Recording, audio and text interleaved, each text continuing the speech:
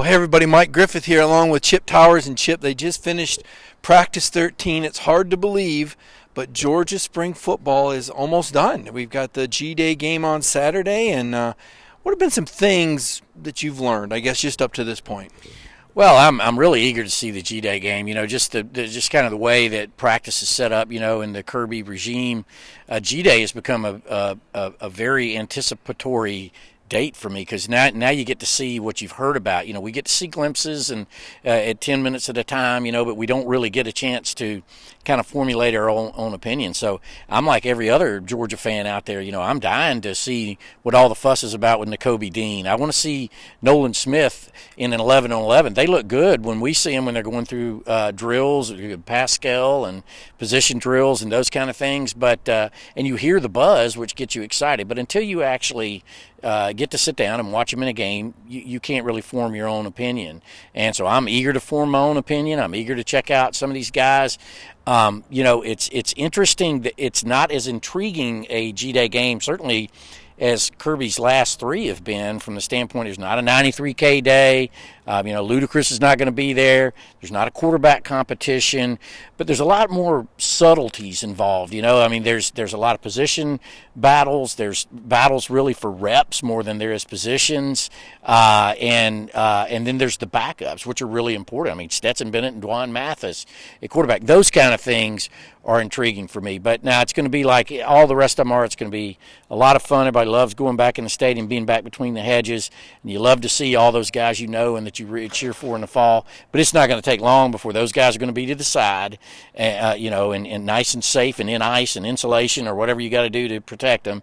And then you're going to turn your attention on the backups, and then that's where we'll get busy and start formulating our depth charts for the fall. Yeah, no doubt about it. It's a ludicrously talented offensive line, though. So there's your ludicrous, is how good this offensive line is.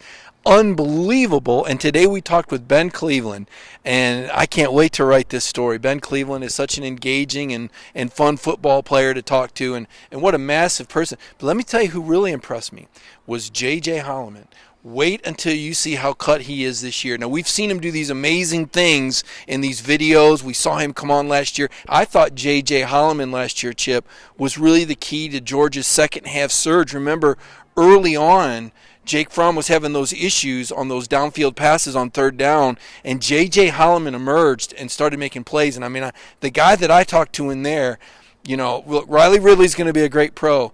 I'm not so sure that the best receiver is still on the Georgia football team right now. I think J.J. Holloman, Chip, is going to do big things. No, I like J.J., and what you can see with J.J. is it's a natural progression when you see a guy move into a role that he was, where he was just trying to learn the playbook for a while. Then it was like, I can prove I can block to get on the field. Now he's a full three-tool player, but the confidence, the confidence that comes with it. He's a little bit, got a little bit of a chip on his shoulder. He hears all the narrative that, what's Georgia going to do at receiver? They lost all their production at receiver, and he's one of those guys, along with Tyler Simmons and a couple of those other guys that are saying, hey, I'm still here, man.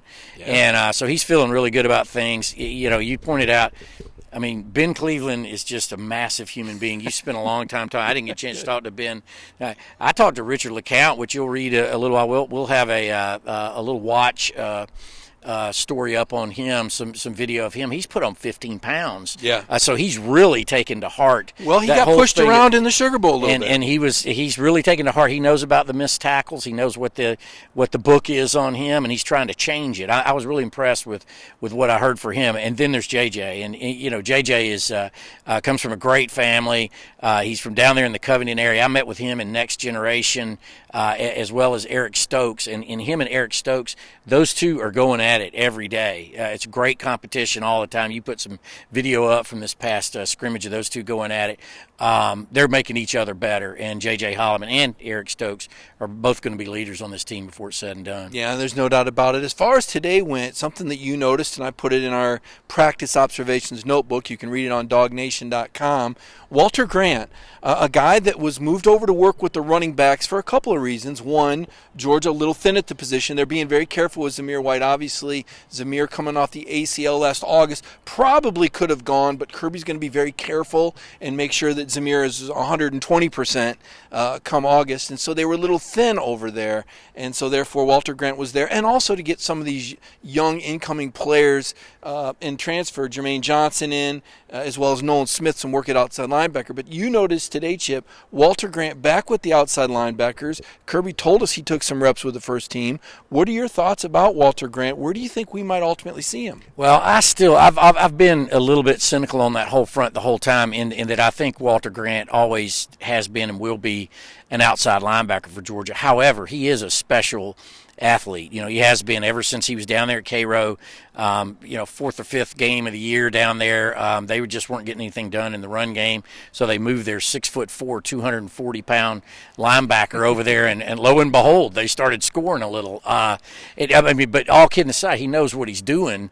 And the problem in this camp, as much as we've seen Zamir out there and everything, you're not seeing him in 11-on-11. Right. As much as we've seen James Cook and everything, you're not seeing him in 11-on-11. They don't want to take any chance with it. And even when you're seeing some of DeAndre Swift, how much are you going to go pounding the rock with that guy? I will say this. Did you see the video? I did see what he said. I was a little surprised that Kirby turned him loose with Nolan Smith. He's smacking, head to head. You got to have some of that. You can't like I said earlier, you can't pack these guys in insulation and put them away. But that was the main reason that you have them there. Brian Harrion, Prather Hudson, Walter Grant, a lot of those walk-on guys, those are the guys that are in there in the 11-on-11 drills, that are carrying the ball and taking the licks and trading.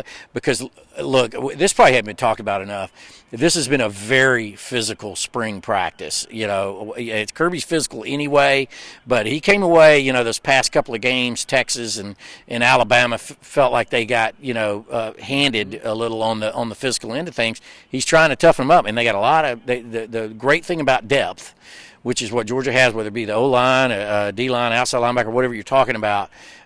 You can afford to do that a little bit, and you don't have to worry about losing your only 5-star. Hey, you happen to have a 5-star and a 4-star and another 4-star behind that guy, so you can be a little bit tougher, looser about that stuff. Yeah, I think someone mentioned Brian Harrion a little bit ago, and I think Brian's had one of the breakout springs. Every one of those watch videos that I've done that shows the hitting drills, he's running over somebody, running into somebody. Here's a guy who's waited his turn. We saw how Elijah Holyfield capitalized last year when he had his opportunity.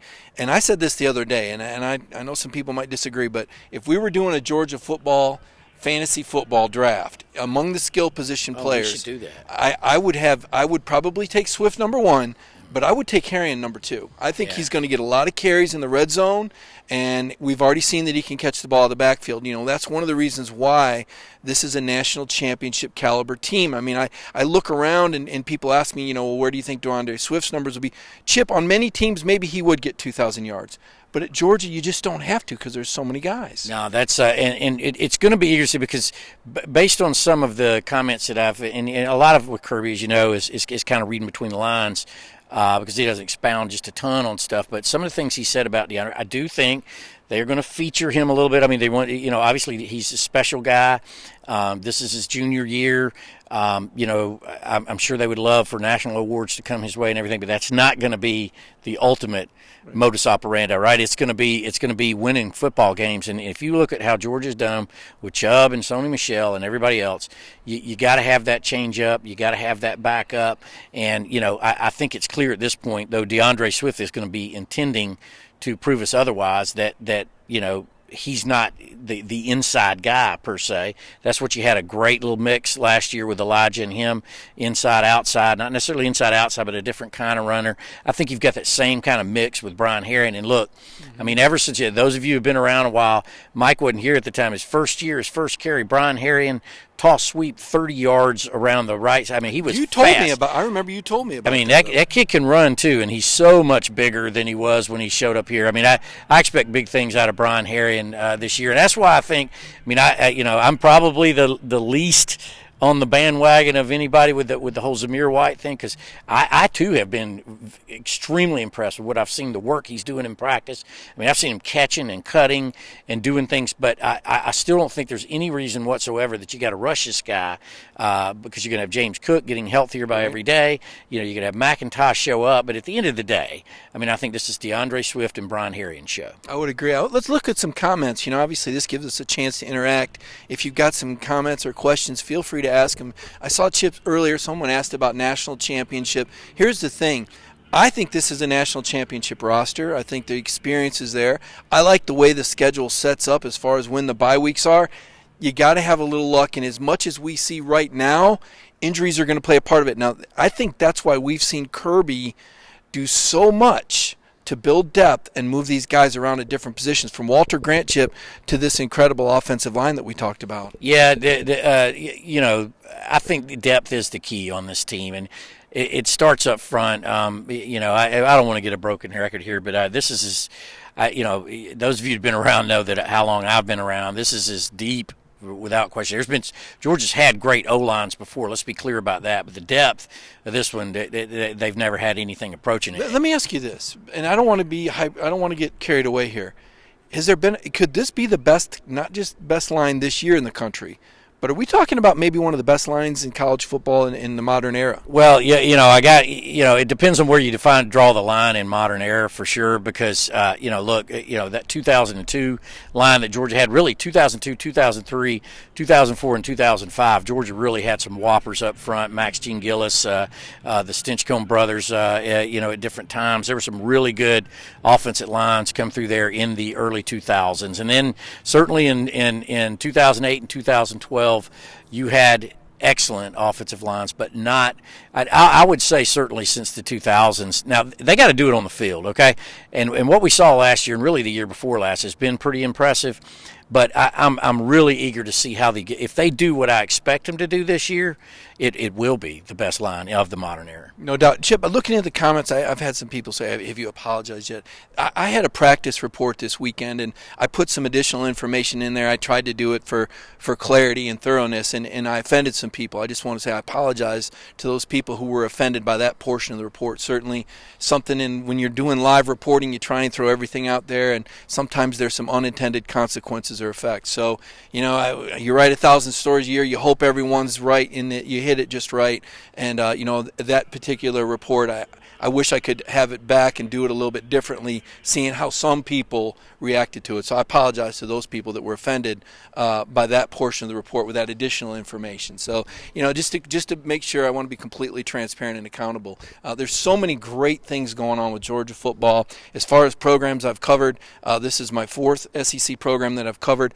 This may be the most talented football team, Chip, that I have ever been around.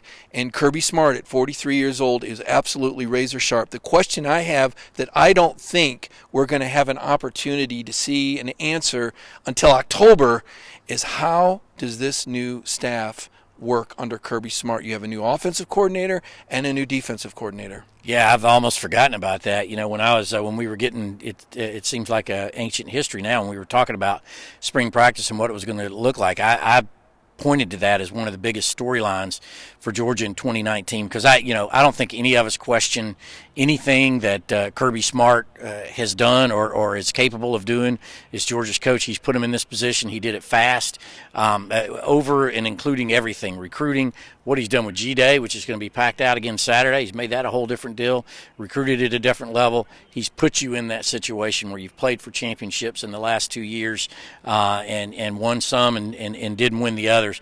So there's no question about that. But the fact of the matter is that, that was a boatload of experience, a boatload of skill that you say what you want about Jim Chaney, say what you want about Mel Tucker. I don't think anybody says anything but good things about Mel Tucker. He's been a interim head coach on the NFL level and a defensive coordinator on the NFL level. And Chaney, he just keeps getting hired and people just keep paying him more money. So at the end of the day, he must be doing all right. But it's not just that; it goes deeper than that. And not only do those positions, that experience go out, the inexperience coming in.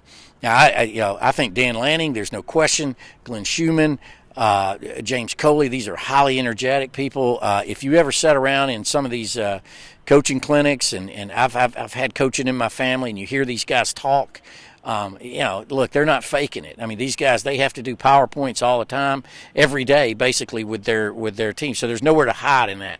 But that said, it's unproven. So anytime you got unproven, you got to go out there and prove it. So I hope Dan Lanning and James Coley and Glenn Schumann can do everything that Kirby expects them to do. Kirby has a lot of belief in himself, but at the end of the day, you can't do it all yourself. So he's going to have to entrust a lot of responsibilities to those guys, and we won't know till this fall how that turns out. All right, I like Jacob McMillan's comment in there that Kirby's the defensive coordinator. Chip, the baseball game's going on against Clemson. Yeah. I want to get over there and try and report a little bit on that. Georgia only dropped to number 5. They lost 2 out of 3 on the road, but they face some great pitching. Now they face Clemson. They've got a chance to sweep Clemson this season. This would be the second year in a row that Georgia baseball sweeps Clemson. I can't wait to get over there to Foley Field. I know most of you have been there before. It's a great place to see a ball game. It's a tremendous environment, and we may have a championship baseball team too. We'll save that for another one of these video podcasts. Everybody have a great evening. We're looking forward to G-Day. I know Chip's going to have some stuff up. Brandon Adams is here. Connor Riley. They're going to have some content as well. So look for that on Dog Nation. Everyone have a wonderful Tuesday night. See you. All right. Hey, thanks.